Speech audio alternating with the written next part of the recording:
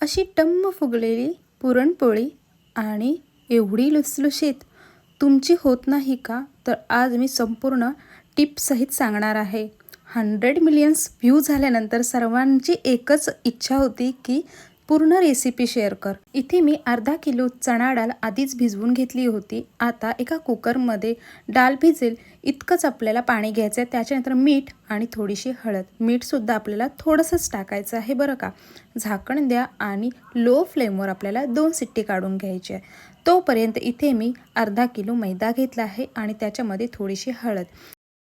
आता पीठ मळताना खूप केअरफुली मळायचं आहे. थोडं थोडं पाणी घ्यायचं आणि आपल्याला मळत राहायचं आहे. आधी आपल्याला असा टेक्स्चर येणार, त्यानंतर आपल्याला परत थोडंसं पाणी घ्यायचं आहे आणि सारखं मळत राहायचं आहे. असं थोडं थोडं पाणी करत करत आपल्याला हा जो मैद्याचं पीठ आहे आपल्याला खूप मऊ आणि सैलसर असं मळून घ्यायचं आहे. असं केल्याने पुरणपोळी खूप मऊसूत आणि तिचे लेयरसुद्धा खूप छान सुटतात.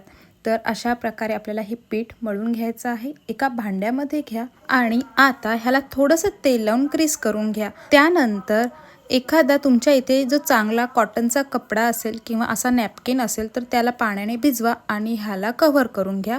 आता 1 ते 2 तास आपल्याला तसंच ठेवायचं आहे. इथे 2 शिट्ट्या झाल्या आहेत. तुम्हाला मी दाखवते डाळ किती आणि कशी शिजली आहे. हे बघा, एवढी सॉफ्ट झाली आहे. तुम्हाला चम्मचने सुद्धा दाखवते मी. हे बघा. आता अर्धा किलो चणा डाळ, अर्धा किलो मैदा आणि ह्यासाठी अर्धा किलो आपल्याला गूळ घ्यायचा आहे. गूळ कट करून घ्या. त्यानंतर थोडंसं तूप आणि जायफळ वेलचीची पूड. आता हे सर्व झाल्यानंतर गूळ वितळतो आणि खूप पाणी पाणी होतं, पण घाबरून जायचं नाही. 15 ते 20 मिनटं आपल्याला ढवळत राहून आपल्याला अशा प्रकारे घट्ट करून घ्यायचं आहे. आपली जी पळी आहे ती त्याच्यामध्ये उभी राहिली तर समजायचं आपलं जे पुरण आहे ना ते व्यवस्थित शिजलं आहे. तर इथे मी तुम्हाला दाखवतच आहे. प्रत्येक ठिकाणी मी उभी करून दाखवत आहे, म्हणजे आपलं जे पुरण आहे ना हा व्यवस्थित शिजला आहे. आता एखाद्या पुरण यंत्रणातून किंवा तुमच्याकडे जाळी असेल तर हे वाटून घ्या आणि हे अशा प्रकारे पुरण जे आहे हे तयार झालेलं आहे.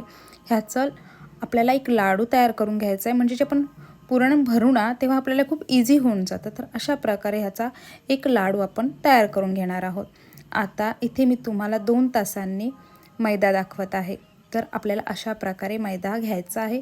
त्याची एखादी पारी तयार करा आणि आपल्याला अशा प्रकारे हा पुरण जो आहे याच्यामध्ये दाबून अगदी पिठापेक्षा जास्त पुरण भरलं आहे मी, तुम्हाला दिसतच आहे. आता अलगदपणे आपल्याला ही जी पुरणपोळी आहे ती लाटून घ्यायची आहे. व्हिडिओमध्ये स्पीड मी जास्त केला आहे त्यामुळे तुम्हाला फास्ट वाटते, पण हे मी खूप अलगदपणे लाटून घेतली आहे. आता गरम तव्यावर ही पुरणपोळी टाकून घ्या.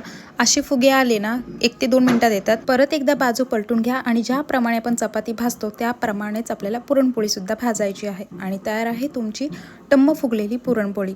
जर तुम्हाला रेसिपी आवडली असेल तर लाईक, कमेंट, शेअर करायला विसरू नका. धन्यवाद.